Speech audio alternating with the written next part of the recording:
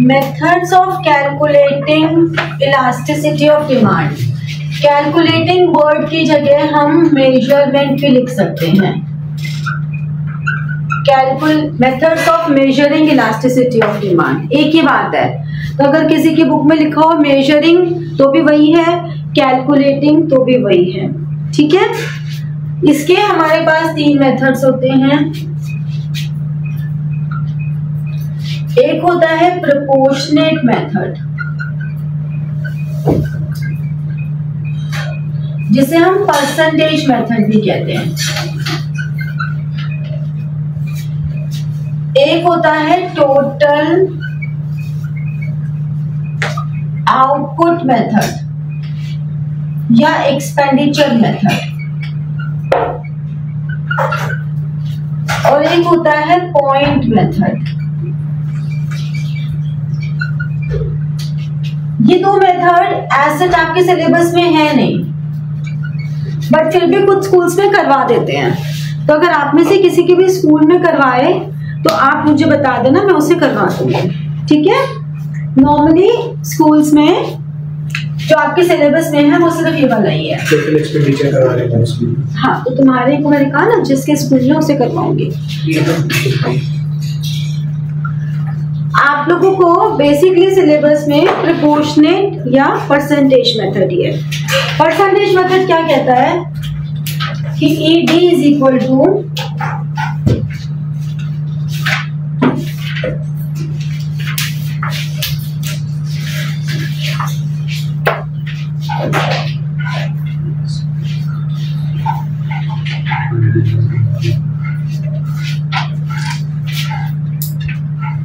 ED is equal to percentage change in quantity demanded upon percentage change in price। ठीक है, percentage change in quantity demanded upon percentage change in price। ED की value हमेशा ध्यान रखना, it is always negative। क्यों negative होती है? क्योंकि प्राइस और क्वांटिटी डिमांडेड के बीच में हमेशा नेगेटिव रिलेशन होता है। इसलिए ईडी इलास्टिसिटी ऑफ डिमांड, या क्योंकि हमारे सिलेबस में प्राइस इलास्टिसिटी है तो हम प्राइस इलास्टिसिटी बोले या इलास्टिसिटी बोले एक ही बात है। तो हम ये कहते हैं price elasticity is always negative. तो यहाँ पर इसकी वैल्यू जो भी आएगी वो हमेशा नेगेटिव आएगी। अब percentage change in quantity demanded क्या होती है? Change in quantity demanded upon original quantity demanded into 100। इसको हम दूसरे तरीके से भी लिख सकते हैं, Q1 minus Q0 upon Q0 into 100। यहाँ पे Q1 क्या हो गया? New quantity, Q0 old. अब इसको ना हम किसी भी सिंबल से ले सकते हैं, तो इसलिए सिंबल्स में मत जाओ, कॉन्सेप्ट पे जाओ कि Q1 माइनस Q0 को हम चेंज इन Q भी लिख सकते हैं। ठीक है, तो हम ये भी कह सकते हैं कि change in Q upon Q0 into 100। हो सकता है हम Q0 ना लिखे, सिर्फ Q लिख लें, Q1 Q1 लिख दें। तो बहुत ही इमेटीरियल सी बातें हैं ये, इसका कभी तुम्हारे किसी भी मार्क्स में कोई इम्पैक्ट नहीं आता है, बहुत ही इमेटीरियल सी बातें हैं। ठीक है, तो ये हमारे पास एक चीज आ गई। अब नेक्स्ट आता है परसेंटेज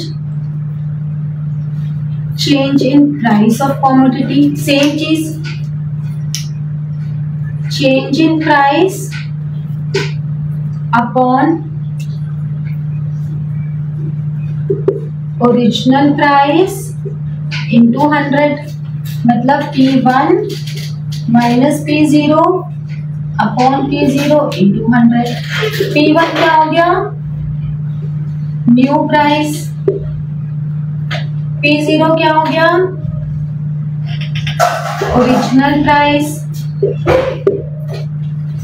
और P1 minus P0 is change in P। ठीक है बेटा, इधर देख के समझ में आएगा। ठीक है, समझ में आया। अब इसमें हम पुट करते हैं अगर सारी वैल्यूज, तो E D is change in quantity upon quantity into 100, change in price upon price into 100। 0 लिखना चाहो तो 0 लिख लो, ये लो।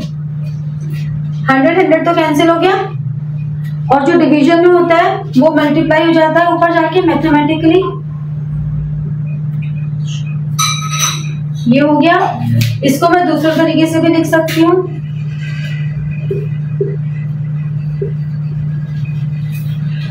तो हमारे पास एक तो ये फॉर्मूला है और एक ईडी का ये फॉर्मूला है।